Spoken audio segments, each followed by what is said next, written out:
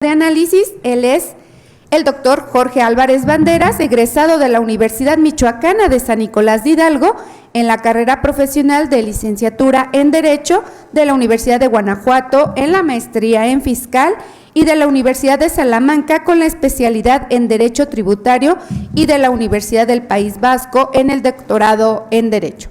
Bienvenido, doctor. Muy bien, pues cedemos el uso de la voz a nuestros panelistas. Adelante, doctor.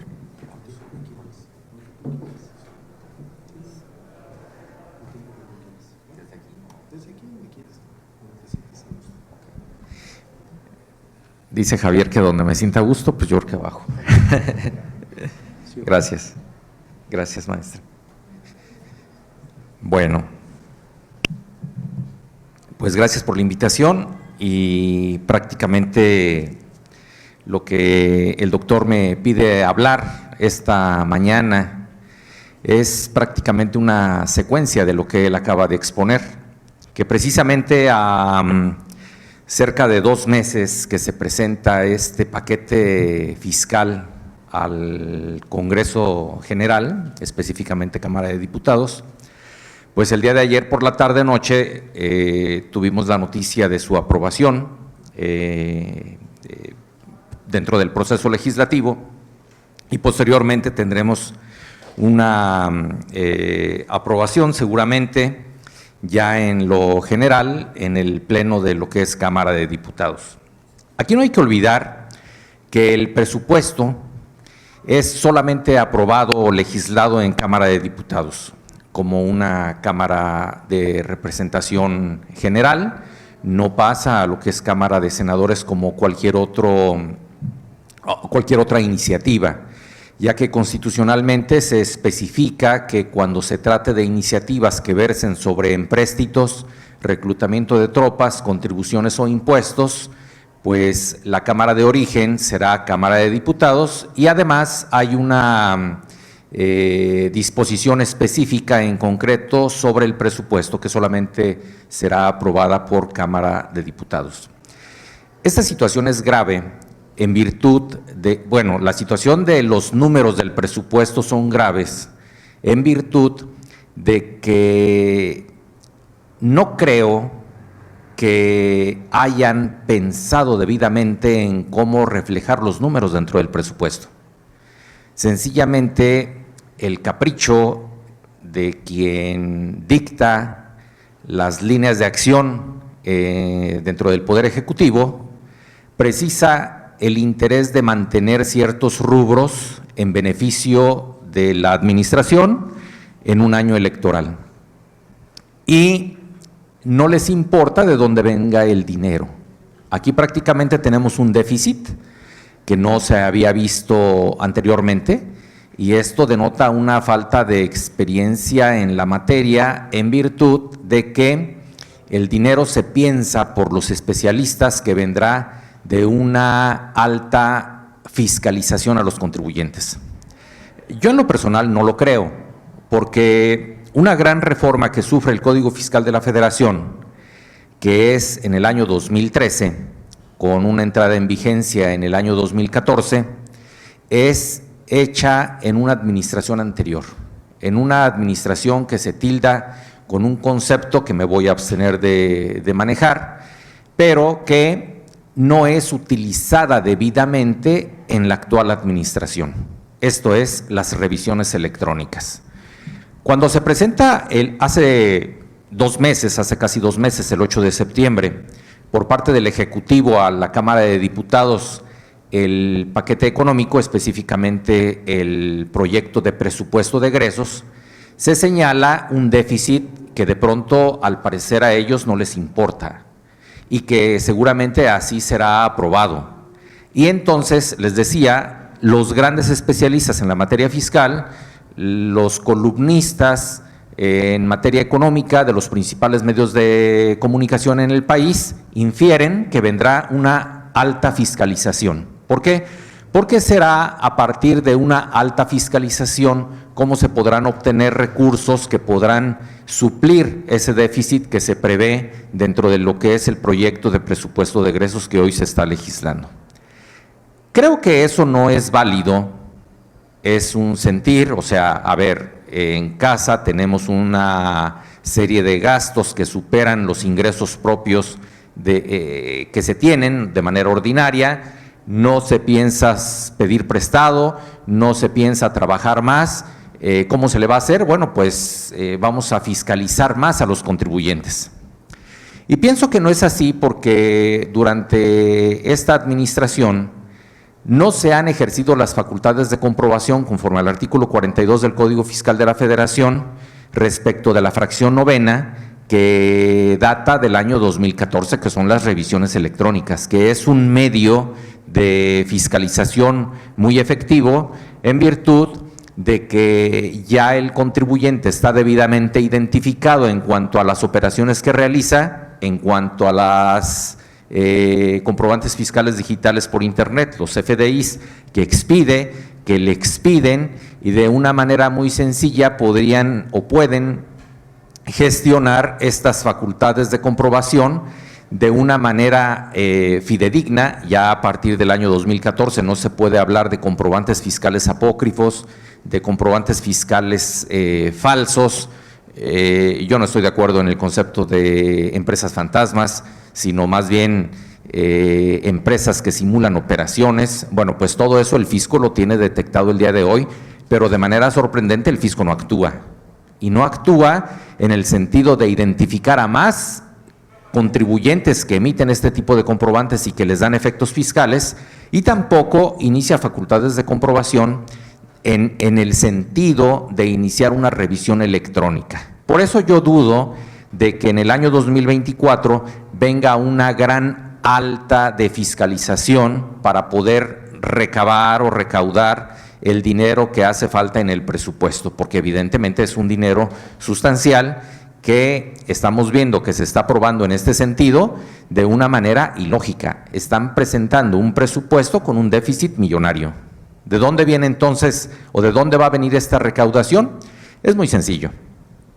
En esta administración, una de las políticas que se ejerció en campaña fue que no habría nuevas contribuciones. No decían contribuciones, hablaban de impuestos, no habrá nuevos impuestos. Tampoco habrá reformas. Y en realidad, las personas que nos dedicamos a la materia tributaria o la materia fiscal, no hemos visto una gran actuación por parte del Estado en el sentido de tener grandes reformas como las teníamos en antaño. Hoy vemos lo ordinario, una serie de disposiciones administrativas que se establecen para poder complicar más la administración del contribuyente en su relación con el fisco federal, pero no hay nuevas contribuciones, no hay nuevos impuestos. Pero también cuando suceden situaciones de catástrofes como la ocurrida hace unos días en el Pacífico, tampoco hay apoyos a la economía de los contribuyentes, como no la hubo en la época del COVID-19.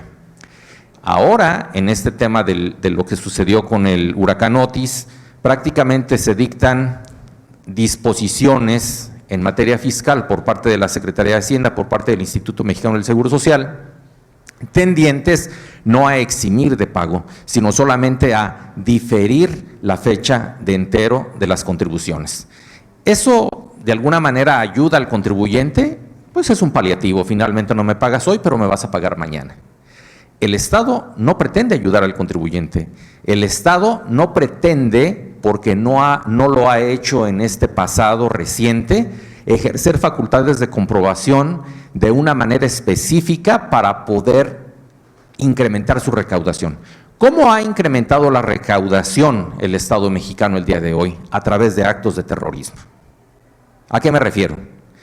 Hay una serie de cartas invitación que el Estado emite hacia contribuyentes, en donde el contribuyente técnicamente en el momento en que le llega un acto administrativo que no es definitivo, que no es impugnable ante una autoridad administrativa o ante una sede jurisdiccional, pues prácticamente el contribuyente es vulnerado, porque de alguna manera sabe el contribuyente que no cumplió debidamente con sus obligaciones fiscales. Y de una manera muy práctica, muy eficiente, entre comillas eficiente, recauda en virtud de que la autoridad en la invitación que le está haciendo al contribuyente le dice: te tengo debidamente identificado, ubico tu domicilio fiscal, ubico tu representante legal, sé lo que hiciste en el pasado y aquí te lo muestro. Esa carta de invitación implica que ya sea que el contribuyente acuda a las instalaciones de la autoridad o bien que a través de un link le proporcionen la apertura de una sesión virtual en donde le van a explicar qué operaciones realizó, con quién las realizó, en qué cantidad las realizó y los pecados de quien le entregó los comprobantes y la implicación punitiva. Y es ahí donde el contribuyente va a perder un bien muy preciado que es la libertad, para efecto de poder ceder ante la autoridad administrativa y en ese momento, sin más, pagar. ¿De dónde va a tomar dinero para poder pagar si el contribuyente de manera ordinaria se financia de las contribuciones? Y específicamente de las contribuciones indirectas, como es el impuesto al valor agregado, pues sencillamente de pedir un préstamo. Se endeuda, paga la contribución y de esa manera el Estado está específicamente recaudando una cantidad de una manera más inmediata. Pocas personas de las que están hoy aquí presentes conocen a plenitud lo que es un acto de fiscalización, la determinación de un crédito fiscal, la impugnación y el tiempo que dura todo esto. Estamos hablando de procedimientos y de procesos que en general nos pueden llevar en un litigio o hasta un litigio 4 años. O sea, empezamos un acto de fiscalización el día de hoy y dentro de 4 años sabremos si la autoridad tiene la razón o no. Y después de ello viene la ejecución de la obligación. O sea, prácticamente dentro de 5 años la hacienda pública se podría ver incrementada de manera positiva en su patrimonio y poder decir: tuve una recaudación adecuada porque inicié facultades de comprobación. Yo no creo que en esta parte final de esta administración vayan a iniciar facultades de comprobación para poder recaudar al final en la siguiente administración, independientemente de quien vaya a administrar el país. Visto esto, desde esta óptica personal, lo que yo veo que viene para el 2024 es algo más de lo que se está viviendo el día de hoy. Una serie de cartas de invitación en donde el contribuyente es invitado a las oficinas de la autoridad para poder decirle qué está haciendo. Prácticamente el contribuyente puede apostar a no enterar las retenciones que hace a terceros. El impuesto al valor agregado que recauda no hace el entero correspondiente. La pinza se cierra poco a poco porque el contador ya no puede manipular la información que el SAT le presenta en su plataforma, como lo hacía en el pasado. Y de esa manera el fisco tiene una fiscalización sin ejercer facultades de manera más inmediata. Empiezan a llegar cartas de invitación masivas a los contribuyentes de que te tengo identificado, que las operaciones ya del mes de agosto, de septiembre del año 2023 no las estás enterando, y eso asusta al contribuyente. Pero la mayor recaudación proviene de este tipo de cartas de invitación en donde el contribuyente es invitado a pagar so pena de iniciar un ejercicio penal, de hacer la denuncia correspondiente, que lo puede hacer, pero también el contribuyente pierde de vista que en este tipo de procesos penales también la autoridad puede llevar la de perder. ¿Por qué? Porque tenemos una autoridad que específicamente no es especialista en la materia penal dentro del sistema penal que hoy tenemos vigente. No puedo hablar del nuevo sistema de justicia penal, esto lo podíamos hablar en el año 2015, porque al menos en Michoacán en esa época empezó a aplicarse el sistema penal que tenemos a la fecha. ¿Qué significa? Que la autoridad no está versada dentro del proceso penal para poder defender a contribuyentes. Si a alguien le interesa la materia penal, en el área fiscal tiene un sector específico de oportunidades porque la autoridad va a cometer muchos errores. ¿En qué sentido? Pues en presentar la información, en presentar los dictámenes. La conducta finalmente, a pesar de que puede estar visible, no se podrá corroborar, no se podrá acreditar la debida materialización del tipo penal y el contribuyente podría salir absuelto. ¿Quién es quien puede perder el asunto? Aquella persona que deje pasar el tiempo, no atienda debidamente el proceso, contrate a un abogado que no es especialista en la materia penal, específicamente en el área tributaria, y con ello la autoridad obtenga un beneficio que es que el contribuyente, para no ir a prisión, obtiene alguna cantidad y hace un convenio con la autoridad y paga.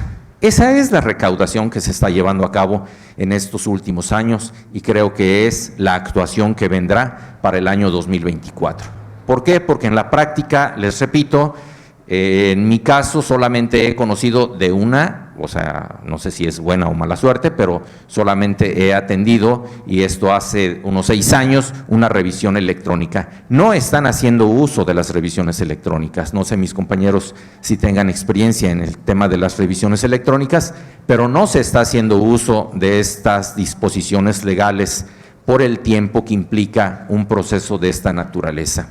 Así que la actuación del Estado mexicano el día de hoy considero que es irresponsable, no es adecuado presentar un presupuesto de esta naturaleza con un déficit y prácticamente el acto o la serie de actos que infunden miedo al contribuyente no se pueden llamar de otra manera más que actos de terrorismo fiscal.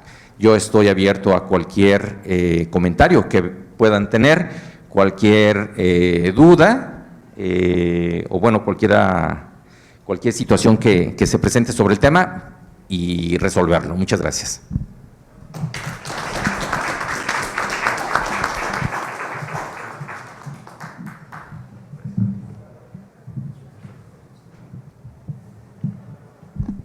Bien, Jorge, pues muchas gracias por tu participación y una visión muy clara, sobre todo tomando en cuenta cómo ha venido la autoridad fiscal realizando sus funciones de fiscalización. Actividades de fiscalización que, bien dices, observamos que no aplica en su totalidad.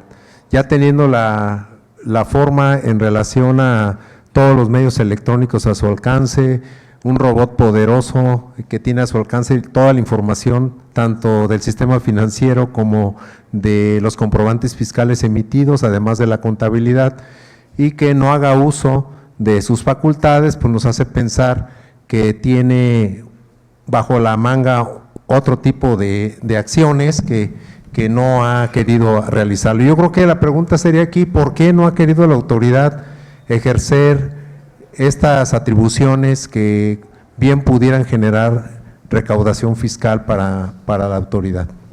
Yo pienso que la autoridad o el personal de la autoridad, a pesar de que hoy considero está más actualizado profesionalmente que en el pasado, aún no se atreven a realizar este tipo de actos por temor a perder, por un lado, por algún error. Prácticamente cuando se establecen una serie de disposiciones electrónicas en el Código Fiscal de la Federación, se pensaría que ya los actos administrativos van a ser menos susceptibles de impugnación. Pues no es así, la verdad no es así. Yo hace unos días les decía a mis alumnos, hablando del tema de notificaciones, que las notificaciones, a pesar de que desaparecen en el año 2000, la impugnación de notificaciones que desaparece del Código Fiscal de la Federación en el año 2014, es vigente el día de hoy. Se pensaba que por el hecho de mandar a un buzón tributario un acto administrativo iba a ser una notificación perfecta, pero el día de hoy es una situación imperfecta porque la autoridad no permite el acceso a su sistema para poder acreditar o desvirtuar que sí envió un aviso previo de notificación, y ello permite que el contribuyente pueda revivir un asunto que ya estaba consentido. Esto significa que detrás de un sistema electrónico, detrás de un algoritmo, se encuentran personas y las personas pueden cometer errores. Así que si apostamos a esa situación, pues la autoridad sí puede ser más eficiente, pero implica solamente una eficiencia en parte. Vuelvo a repetir, toma los elementos que tiene en sus manos para poder someter al contribuyente y decirle, conozco toda tu historia y de esta manera yo podría llegar a afectarte. Y no económicamente, sino punitivamente, te voy a llevar a prisión. Y el contribuyente en ese momento se espanta y hace el entero correspondiente y prácticamente de esa manera el Estado incrementa su recaudación. Otro punto que ahorita con la intervención de Javier se me viene a la mente es el tema de la unidad de inteligencia financiera, que ha venido operando de manera muy efectiva hacia el control de dinero que no está regulado financieramente en el país, fiscalmente también, y eso implica que ese tipo de contribuyentes en su gran mayoría tiende a perder el dinero, cuando de una manera muy fácil el contribuyente podría recuperar ese dinero. No digo que rápida, digo fácil, pero implica un proceso que nos puede llevar 24 o 36 meses vía juicio de amparo, pero se logra la restitución del dinero y evidentemente el Estado se queda con ese dinero que no es defendido porque ese contribuyente efectivamente tiene detrás un lastre en la conducta del origen de ese dinero, que puede provenir específicamente de actividades ilícitas. Pero cuando se trata de un error administrativo, en donde no fue declarado debidamente el dinero y el contribuyente enfrenta la situación de defensa, sí lo puede recuperar. Y esto implica también que derivado de este mecanismo, de este poder que tiene el Estado en sus manos para poder actuar hacia el contribuyente, tiene una mayor recaudación. Así que la eficiencia recaudatoria desde mi punto de vista es por los actos de terror que infunde el Estado. Y que estos actos de terror seguramente serán mayores para el ejercicio fiscal entrante para poder suplir el déficit presupuestario.